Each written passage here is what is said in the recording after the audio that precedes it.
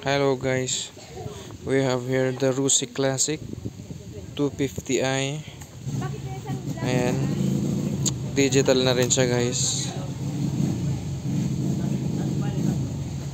Ayan, digital.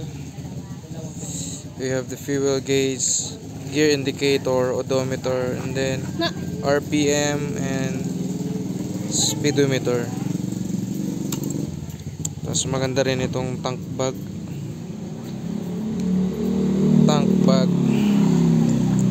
ng Rusi.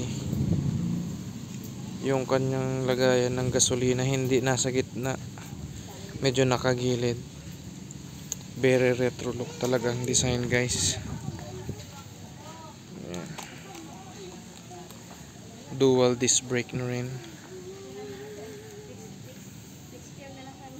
Itong lever guard, improvise lang to ng pastor namin. Ayan, naka-tie wrap lang siya.